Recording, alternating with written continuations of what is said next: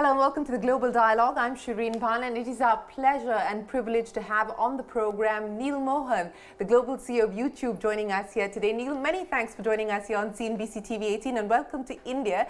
And if I could start by saying that this is a bit of a special homecoming for you, isn't it? Because it's not just your first visit as CEO to India, but you have a special India connection because you did what, high school here in Lucknow? Yeah, and obviously I'm of Indian descent. I grew up mostly in the Midwest in the U.S.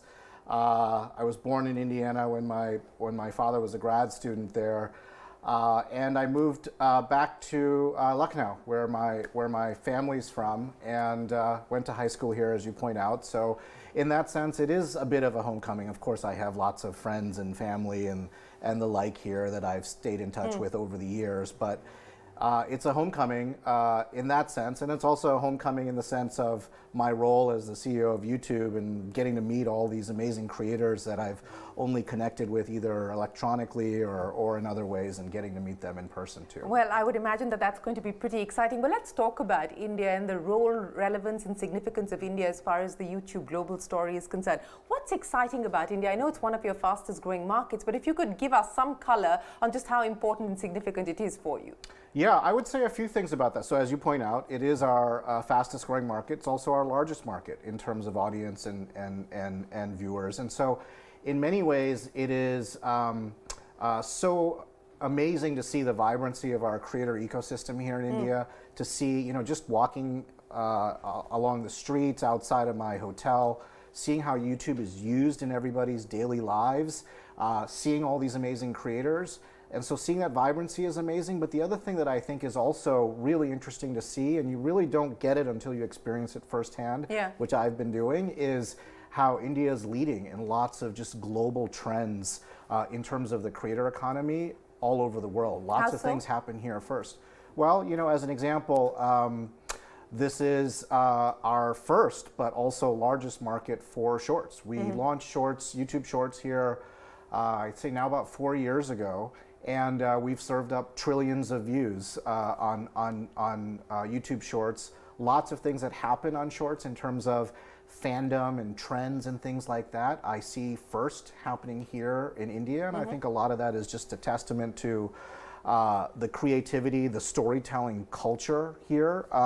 And so it's just super exciting to see it firsthand. You talked about the storytelling culture and how you're seeing that manifest itself in the way that people are consuming, but also creating here in India. But if I, were to go back a little bit and talk about how you see YouTube for the future, and I know that you believe that it is YouTube is at the nexus of technology and creativity. At the back end, you've got software engineers. At the front end, you've got the creative economy sort of driving it.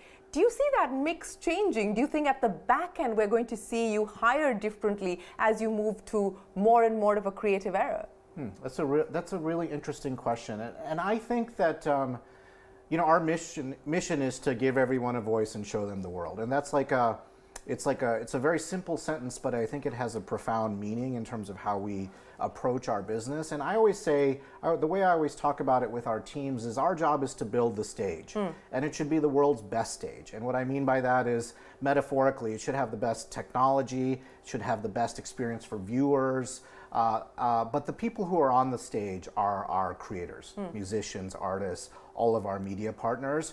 And so the value that we're adding to that equation is the quality of that stage, and that's really the technology. And so we bring the technological innovation, whether it's AI, whether it's new creator tools, whether it's our discovery mechanism so that new creators are found every day. But the creativity comes from our creators, and we have a team, an amazing team, really throughout India that works hand in hand with our creators to make them successful or help them be successful on our platform. But the way that we are going to participate is always from a technology innovation standpoint. I'll get to the tech in just a bit, but I want to pick up on what you just said on what's happening as far as the creator economy is concerned. So it's not the algorithm, it's authenticity that's driving the creator economy? Well, you know, the best way to really think about the algorithm, and a person on my team always reminds us of this, is that you should replace the word algorithm with audience. Because what the algorithm or our recommendation systems on YouTube are doing are connecting you as efficiently as possible, if you're a creator, with your audience, with your fans all over the world.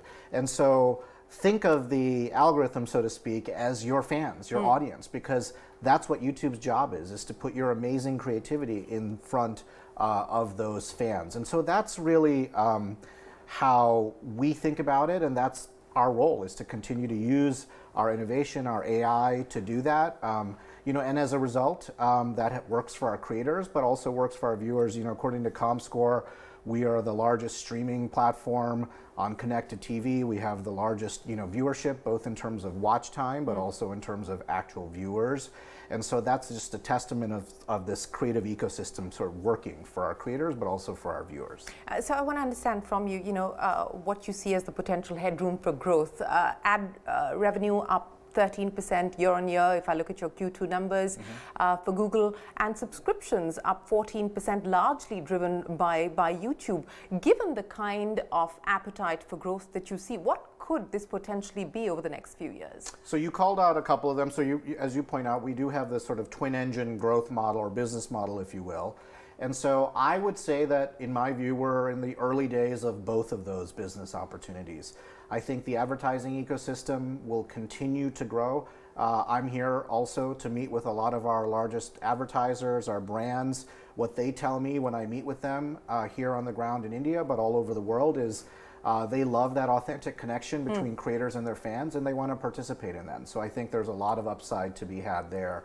On the subscription side, I think, you know, we've been in the YouTube Music and Premium business for a few years now. As you point out, we've seen really nice success there, over 100 million subscribers for YouTube Premium around the world.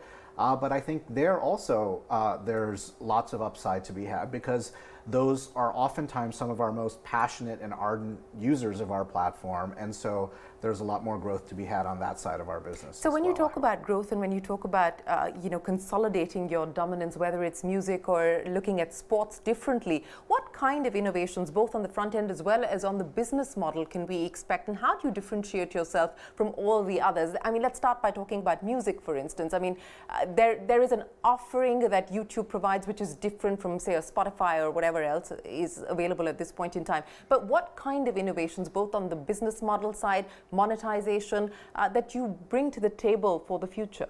Yeah, so I'll start with music. And as I said, I mean, you know, one of the things that's nice about our space is that it is an incredibly competitive space. There's lots and lots of competition, which keeps us on our toes and keeps the space very dynamic. So, you know, you mentioned some of them there.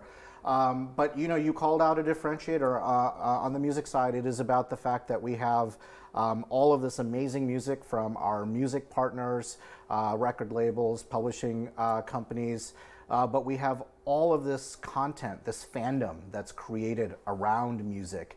So it's not just, you know, a popular track, whether it's a Bollywood track or what have you.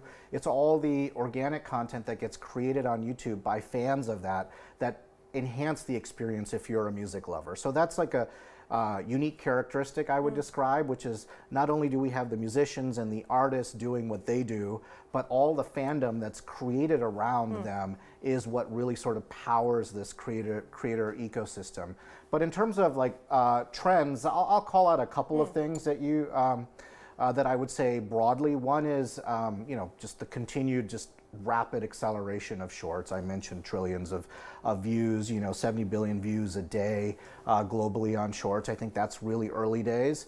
But the other really big one that I'm very excited about, and it's one that I think India is also leading the way on, is connected TV. So as I mentioned, we're the #1 streaming platform on connected TV. The use of connected TV has grown 4x in the last few years for us. If you're a top creator on our platform, your audience has grown 400%.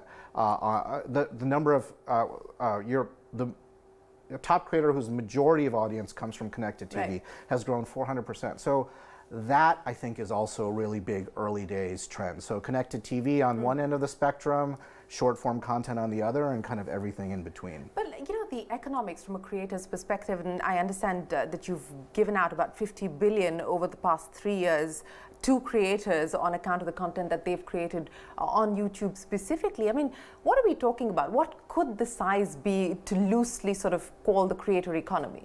Well, I think that one sort of key thing to call out there, which I'm really excited about, and you see it again here in the Indian context, is the creator economy. We're the original and largest creator economy, and we intend for that to continue to grow. But the lines are blurring in terms of who's a creator, who's a participant, who's a viewer. So I think Shorts is another good example of that. One of the reasons why I believe Shorts has grown so rapidly in India is because it's given permission, both in terms of creativity, but also in terms of the technology, for all of us to be creators. We have creators on our platform. There's a creator named Biju who started during COVID, and he is now the largest creator, not just in India, but in all of Asia, and he started as a Shorts creator. And so the participatory nature of creation itself is changing. Yeah. And so it's what I mean by that is like the potential of the creator economy therefore is limitless. So it's not just a sustainable career, it can be a hugely profitable career as well. I think so. I mean, I always just say one of our goals is not just to help creators build an audience, but to build a business. Because it's when they actually start earning revenue from YouTube, from the creator economy, is what they can then sort of plow back into their creativity and continue to do that. We have over 3 million creators in the YouTube Partner Program, and my goal is to continue to grow the number of creators that are participating, because it's through that economic opportunity that they get to continue to do what they love.